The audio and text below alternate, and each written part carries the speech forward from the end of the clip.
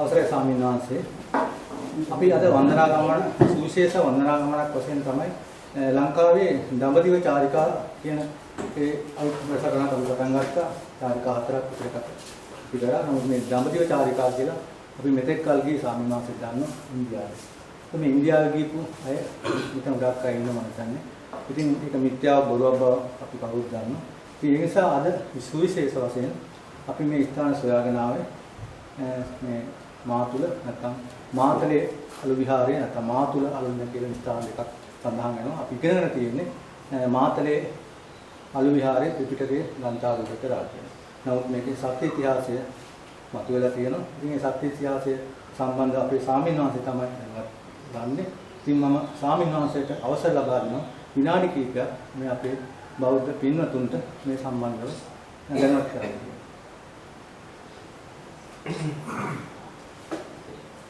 ඔයගොල්ලෝ මෙහෙට කියන්නේ අලු නේද? ඔයගොල්ලෝ ඉන්න භූමියේ යට තියෙනවා අලු තට්ටු. මෙහි අවුරුදු දහස් ගානකට පෙර ඉඳලම පැරණි මානවයෝ ඉඳලා තියෙනවා. ඒ කියන්නේ යකඩේ දෙයට හට. ඒකවල ගින්දරේම ප්‍රශ්න තියෙනවානේ. ඒ නිසා දර කොටන් එහෙම ගෙනල්ලා දාගෙන ගින්න නඩත්තු කරගන්නේ. ඒ නිසා අඩි 22ක් දක්වා යටට අලු තියෙනවා. පුරා විද්‍යාව 89 90 විතර කාලයේදී කැණීම් කරලා තියෙනවා. ප්‍රාග් මානව ඉතිහාසයට සම්බන්ධ දස්තාවශේෂ සහ ඊළඟට මේ හමු වෙනවා බෞද්ධ ඉතිහාසයට සම්බන්ධ දස්තාවශේෂ. ඊළඟට මේ මෙහි වැදගත් වෙන්නේ ත්‍රිපිටකයේ ග්‍රන්ථාරූඪ කිරීම සම්බන්ධයි. අපි දන්නවා සූර්ය වංශයේ පහළ වෙච්ච මේ ශ්‍රේෂ්ඨතම පුද්ගලයා තමයි නරසිංහ විදියට හඳුන්වන්නේ බුදුන් වහන්සේ නෙමෙයි. බුදුන් වහන්සේ ලෝකයට සවිශාල දැනුම් පද්ධතියක් ඉහි කරලා දෙනවා. ඊට පෙර දැනුම ඒකරාශී කරලා තිබුණා නේද? ඍෂිවරු මුනිවරු එහෙම එකතු වෙලා අවුරුදු දහස් ගානකට පෙර විශාල දැනුම් පද්ධති ප්‍රමාණයක් අහලා තියෙනවනේ. ඍෂිවරු 18 දෙනෙක් එකතු වෙලා ලෝකේ ප්‍රධාන විෂයන් 18කට දැනුම දීලා තියෙන්නේ. ඊට පසුව තමයි බුදුවරේ ලෝකේ පහළ වෙලා මේ මහා දැනුම් සම්භාරය දෙන්නේ. අර ටික ලෝකේ පැවැත්මට අදාළ වුණා නේද? ලෝකයේ තුල ජීවත් වෙන්න, කටයුතු කරන්න ඒ දැනුම ප්‍රමාණවත් නැහැ. හැබැයි ලෝකෙන් එතර වෙන්න ප්‍රමාණවත් නැහැ. ඒ නිසා තමයි බුදුවරේ මේ දැනුම් පද්ධති ටික දුන්නේ. එතකොට ලෝකේ වටිනාම දේ දැනුම නේද? දරුවෝ නම් ඕන තරම් හම්බෙයි, වස්තුව නම් ඕන තරම් හම්බ කිරුවේ. හැබැයි දැනුම වටිනවා. දැනුම ආරක්ෂා කරන්න සමස්ත මානව ශිෂ්ටාචාරයේ සෑහෙන කැපකිරීම කරලා තියෙනවා නේද? කටපාඩම් කරගෙන, සුරක්ෂිත කරගෙන නේද? විවිධ උපක්‍රම පාවිච්චි කරලා එහෙම තමයි දැනුම රැකලා තියෙන්නේ. එතකොට බුදුන් වහන්සේගේ මේ ඉගැන්වීම් ටික සිද්ධ වුණා පොත්පත්වල ග්‍රන්ථාරූඪ කරන්නේ. හේතුව තමයි අර ගමනිතියා මහ සාගතයත් ඒ වගේම මේ චෝල ආක්‍රමණ එහෙම සොලී ආක්‍රමණ සිද්ධ වුණා. වැදගත්ම දේ තමයි කටපාඩම් කරගෙන හිටපු මහරහතන් වහන්සේලා පව පිළිගන්න බෑ. එතකොට ඒ පවත්වාගෙන ආපු ක්‍රමවේදයට අභියෝගයක් ආවනේ. දැන් ඕගොල්ලෝ පිරිසට යම් සූත්‍රයක් බාර දීලා තිබ්බනම් ඕගොල්ලෝ ඔක්කොම තව දවස් දෙකකින් විතර නැති වුණොත් එහෙනම් සූත්‍රය අතුරුදහයි. ඒ අභියෝගය ආවේ පරපුරෙන් පරපුරට ගෙනාව කටපාඩමේ. නමුත් ওই කාලේදී අභියෝගය ආව ජලයේ තිබුණේ නැහැ. බොහොම අමාරුවෙන් ජලය හොයාගෙන තියෙන්නේ. මොකද මේ නම් මධ්‍යම කඳු කරේ නේද? එතකොට අනිත් ප්‍රදේශ තනිතලා භූමි වියලි ප්‍රදේශ නේද? මහ වැව් තිබුණේ නැහැ. මධ්‍යම කඳු කරේ අන්තන් තනින්තර වතුර ටිකක් තමයි තිබිලා තියෙන්නේ. මිනිස්සුත් ලක්ෂ ගාණක් නැරෙන්නේ නැති කියලා සාමාන්‍යයෙන් හිතන්න පුළුවන්. මොකද රහතන් වහන්සේලාම 24000ක් සිදුරු පොවිදි පිළිනුවම් කරලා කියනවනේ. එතකොට හිතා ගන්න ඔබ ඒක අතිශෝක්තියක් වුණා. අපි දුන 1000ක් පිළිනුවම් පෑවගෙන. ඒක සැලකිය යුතු කාරණයක්. සාමාන්‍ය ඔය රසවාහිනී කියලා හැම බණ කතා පොතක් තියෙනවා මේ හොරු හැම මිනිමස් කෑවා කියනවා. මිනිස්සු මිනිමස් කරන්න පෙළඹෙන්නේ කන්නව දෙයක් නැති වෙච්චාම. අතිශයින්ම ජලය දුර්ලභ වීම තමයි වෙලා තියෙන්නේ. වැස්ස අවුරුදු 12කට වැඩි වැස්සෙන නොලැබුණාම ওই ප්‍රශ්නේ එනවනේ. ගල් ඇතුලේ වතුර තිබිලා තියෙනවා. අපි දන්නවනේ දැන් උනත් ගල් ඇතුලේ වතුර තියෙනවා නේද? ජල සංචිත තියෙනවා. ඉතින් අලුලෙනත් එහෙම දැනත් අලුලෙන්ට එහා පැත්තේ තියෙන කන්ද මේ ඒත් ජලය රැස් වෙලා තියෙනවා පොකුණු කර කියලා තියෙනවා. පුරාවෘතවල කියන්නේ ගල ඇතුලේ දැවැන්ත පුපුණක් තියෙනවා කියලා ඒ ස්ථානයේ. අදටත් පන්සලක් විදිහට දැන් තියෙන්නේ. මේ කන්දට එහා පැත්තේ අනිත් කන්දත් ඒ එහෙම ජල ස්කන්ධයක් දරාගෙන ඉන්නවා. ඒ හින්දා මේ අලුලෙන ආශ්‍රිත පරිසරය තුළ මේ ජීවිත සුරක්ෂිත කරගන්නත් පුළුවන්. ඉස්සරහත් එහෙමයි දැනුත්.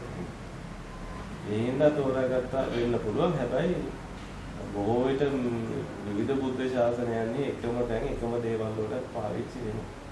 ඉතින් අලුලෙන තෝරාගෙන තියෙන්නේ ත්‍රිපිටකයේ ග්‍රන්ථාරූඪ කිරීමල ඉතින් වසර 3කට වැඩි කාලයක් ගත වෙලා තියෙනවා. ඔය පිළිබඳ තීන්දුව ගන්නවා මේ මණ්ඩලාරාම විවාදය කියලා එකක් අහලා දෙනවද ඔයගොල්ලෝ? මණ්ඩලය කියන්නේ වටයක් නේ. අවුමක් නේ. වට්ටාරම විහාරයේදී පොල්ගහවෙල ආසන්නයේ තියෙන එහෙදි තීන්දුව අරගෙන කටපාඩම් එහෙම කරා කියනවා මේ සිරිමාල නදී කියලා ගංගාවක අදටත් මාවය තමයි ඔය සිරිමාල නදී කියන්නේ. එහෙදි පාඩම් කරලා අලුලෙන නදී ලිව්වා කියන එක තමයි කියන්නේ. අලු විහාරේ කතාවක් කියන්නේ මතක තියාගන්න ජේම්ස් ද අල්විස් කියන ක්‍රිස්තියානි භක්තිකයා පැරණි මූලාශ්‍රවල තියෙන මාතුල අලුලෙන කියන එක එයාට හිතුමතේට අර්ථකථනයක් කරනවා. මාතුල කියන්නේ මාතලේ කියලා, අලුලෙන කියන්නේ අලු විහාරය කියලා. එයා වරද්දපු තැන සිට පමණයි මාතලේ අලු විහාර කතාවක් තියෙන්නේ. ඊට පූර්ව ඉතිහාසය තුළ තියෙන්නේ මාතුල දනව්වේ අලුලෙන ඒක මාතලේ නොවන වගේ ඉස්සරෝම වටහාගත තැනක් තමයි සෙනරත් පරණවිතාන මහත්මයා. එතුමා 1956 දී ලංකා ඉතිහාස සංග්‍රහය කියන පොතේදී ලියලා තියෙනවා මේක මාතලේ වෙන්න බෑ මොකද මූලාශ්‍ර ඔක්කොම එකට පෙළට තියලා බැලුවම ගැලපෙන්නේ නැහැ. මාතලේ කියන භූගෝලීය වශයෙන් ගැලපෙන්නේ නැහැ. මූලාශ්‍ර විදිහට පෙළ ගැසුවම ගැලපෙන්නේ නැහැ. ඒ හින්දා එල්ලාවල මේදාන හඳුර 1965 දී ගවේෂණයක් කරලා ලියනවා මේක කෑගල්ලේ අනුනේදී තිබෙන්නේ. ඉන් පසුව පුවත්පත්වල එහෙම වාද විවාද එහෙම කියන තියෙනවා.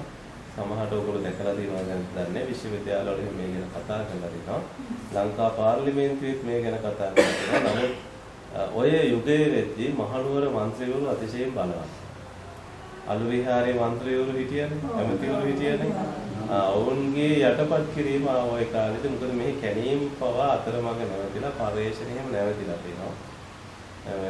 නායක හමුදුරුවෝ එහෙම මෙහෙට වැඩම කරලා තියෙනවා නුවරේ ඉන්න අයම. ඒ බාධා කිරීම ඇවිල්ලා තියෙනවා. ඉන් පසුව ටිකක් ආයි නිහඬතාවයෙන් තිබිලා දැන් ප්‍රශ්නේ වෙලා තියෙන දැන් අර අන්තර්ජාලය තුළ එහෙම දැනුම වේගෙන් හෝමාරු වෙන නිසා බාධා කරන්න හැකියාවක් නැහැනේ. ඒ හින්දා පොත්පත්වල තියෙන ඒවා දැන් අනිත් අය දකිනවා. සහ අදටත් ඒක ගැටලුවක් විදිහටම තියෙනවා. මොකද පරණ පොත් ඔක්කොම බැලුවම අලු විහාරේ කතාවක් නැහැ. 1852න් පෙර ඉතිහාසය තුළ ලියවෙච්ච ඒවා තියෙන අලුලෙන. අලු විහාරේ වරු බොහොම පරණ පරම්පරාවක්. සියවස් ගාණක් ඒගොල්ලොත් පරණයි. එයාලගේ නම් ගොත් වෙනස් කරන්න බෑ. එයාලට ලැබිලා තියෙන මේ සන්නස් එහෙම වෙනස් කරන්න බෑ. අලු විහාරේ ගම, අලු විහාරේ පරම්පරාව මකන්න බෑ. ඒකෙන් අත්මෙ දෙන්නත් බෑ. වැඩේ කියන්නේ සංගායනාව අලුලෙන දේ නෙමෙයි. අලුලෙන විදිහට තියෙනවා. මේ කෑගල්ලේ තියෙන මේ අලුලෙන දිගින් දිගටම අලුලෙන විදිහට තියෙන්නේ. කොහොමද යට අලුටට්ටුවක් තියෙන්නේ. අර ඒ අලු විහාරේ විදිහට තියෙන්නේ. ඊළඟට දකුණු මලයේ රටට තමයි වැඩම කරන්න ඔය බැමිණිතියා මහසාගතයේ කාලේ ත්‍රිපිටකය රැක ගැනීම සඳහා ඒක උතුරු මලයේ රටේ නෙවෙයි වෙන්නේ. ඔය කටුගස් තොටින් උඩ පිගාවට උඩ ඔය ටික මහවිලගෙන් අනිත් පැත්තේ කොටස උතුරු මලයේ රට. ඒක දකුණු මලයේ රට නෙවෙයි. සංගායනාව කෙරෙන්නේ දකුණු මලයේ රටේ. ඒ හින්දා පැහැදිලිවම ඔය උතන අදාළ නැහැ. අඩි 60ක පොඩි දෙනක් තියෙන්නේ. මෙහි අඩි 180ක ලොකු දෙනක් තියෙන්නේ. මේ පබ්බතාන්තර කියලා ගමකින් තල්පත් එහෙම ගෙනාව කියලා කියනවා. පබ්බත කියන්නේ ගල්න, අන්තර කියන්නේ අතර. ගලතර කියන ගම් දෙකක් මේ ආසන්නයේ තියෙනවා. මේ ගමට අතිශයින්ම ආසන්නයේ තියෙනවා. ටිකක් එහායිනුත් එහෙම ගමක් තියෙනවා. සහ අනිකුත් ඔක්කොම සිදුවීම් බැලුවම මෙහෙට තියෙනවා. ඒවා එකක්වත් අලු විහාරයට අදාළ නැහැ. සහ දැනට එංගලන්තේ තියෙන ත්‍රිපිටකයක් කෑගල්ලේ හිටපු උපදිස්සාපතිවර ජෝර්ජ් ටර්නර් තමයි රැගෙන යන්නේ. කෑගල්ලේ අලුලෙනෙන් ගෙනියන්නේ. මෙහි හිටපු ස්වාමීන් වහන්සේලාට ගෙවලා තියෙනවා. ගෙවලා එලා මෙහිලා තියෙනවා. ඒ හින්දා මේක ඉතිහාසය තුළ වරද්දා ගැනීමක්, පටලවා ගැනීමක්, ගුරුවරුන්ගේ වරදක් තියෙනවා මෙතන. මූලාශ්‍ර හොයන්නේ නැතිව උගන්වනවා. ඔව් අන්තිමට ඕකේ ප්‍රතිඵලය වෙන්නේ මොකද දන්නවද? වර්තමානයේ ශිෂ්‍යයන්ට වේගවත්ව දැනුම සම්ප්‍රේෂණය වෙනවා අන්තර්ජාලය සහ වෙනත් ක්‍රම වේද වලින්. අන්තිමට ගුරුවරු කණ්ඩෙම් වෙනවා ශිෂ්‍යවරු. මොකද මෙලෝ දෙයක් දන්නේ නැති වෙනවා ගුරුවරු.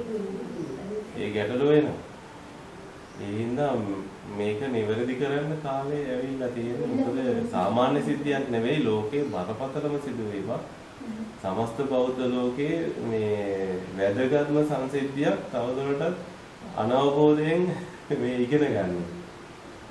පරිශීලනය කරන්නේ නැහැ පොතපත, මූලාශ්‍ර, පූජාවලිය, නිකාය සංග්‍රහය, අස්ගිරිතාපත, ඔය රාජරත්නාකරය, තව පොත් ගොඩක් තියෙනවා. ඔය ඔක්කොම පෙළගස්සන සද්ධර්ම අලංකාරය, ජිනකාල මාලී කියන හැම තියෙනවා පොතක්. ඔය ඔක්කොම පොත් පෙළගස්සන බැලුවම තියෙනවා අලුලෙනදී ලියන්නේ. මාතුල කියන්නේ මොකද්ද කියලා හොයා ගන්න ඕනේ. ඒක සුදු ජාතිකයෙක්ගේ පොඩි එළියක් ගන්න පුළුවන්. එයා ජේම්ස් C.W. නිකලස් කියලා සුදු ජාතිකයෙක් ලංකාවේ පැරණි මාර්ග පිළිබඳ වාර්තාවක් ඇති මේ මොළගොඩ හරහා ගියපු මාර්ගයක් ගැන කියනවා. එයා එතනදී මාතුල කියන එක සටහන් කරනවා. එතකොට මේ මාර්ගයේ තවම විද්‍යමානව තියෙනවා. ගල් පාලම් ටික, ගල් අම්බලම් ටික කියනවා. ඒක තාම තියෙනවා. ඒ නිසා මේ මොළගොඩ ආසන්නයේ මාතුලේ තියෙන්න ඕනේ. මොළගොඩට මේ පැත්තේ තියෙන ගම අත්තනගොඩ. දේශීය වෛද්‍ය ග්‍රන්ථ මෙතන තියෙනවා දේශීය වෛද්‍ය ශබ්ද කොටේ. අත්තනගහට කියන්නේ මාතුල. මේ හරිය ගම දැන් අත්තනගොඩ දැනට ව්‍යවහාර වෙන්නේ. අලුලෙන හඳුන්වන්නේ අත්තනගොඩ අලුලෙන කියලා. එතකොට අත්තනගහට කියන්නේ මාතුල. මාතුල අලුලෙන තමයි මේ මාතලේ අලු විහාර විදිහට වරද්දනම තියෙනවා. අලුලෙන විදිහටම තියෙනවා. කිසිදු වෙනසක් නැහැ. අපිට ඉතින් අරටවත් යන්න බෙරදාමනේ මේ වෙලාවේදී. ඔය අරටවත් කියන්නේ අලුලෙන. ඔයගොල්ලෝ ඉන්නේ අලුලෙනේ තමයි.